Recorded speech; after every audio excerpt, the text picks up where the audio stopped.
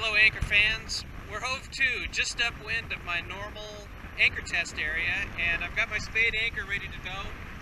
We're just going to drift slowly down onto the same area where I do all my testing. The difference is today we're going to let the wind set the anchor. It's not blowing real hard. It was up in well into the 20s, but right now it's probably only about 18 or so, somewhere in the teens, maybe gusts into the 20s. Okay, anchor's away here. We're in 27 feet of water, and let's see what happens.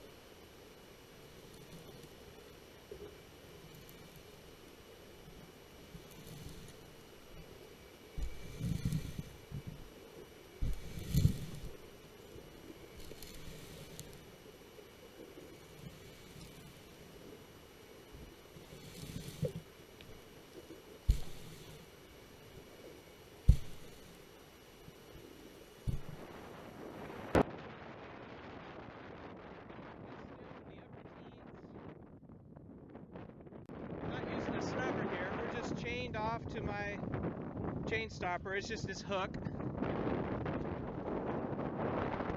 connected to a tang welded in the back. I didn't go anywhere. There's a road headed on out there, and you know, it's not really that much force. It's certainly not taking out the sag in the chain. I'd be real curious to see if the anchor's even all set. Maybe halfway is my guess. Anyway, there's been some discussions about boats that sail around at anchor, meaning do they yaw and move back and forth.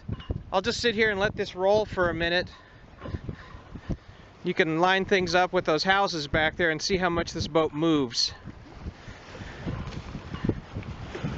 Normally that dinghy would be stored in its davit hanging over the transom, and that acts as kind of like a riding sail. It certainly adds windage aft, so it ends up being like arrows of a feather. But even with this dinghy up on the house here, this boat doesn't move much.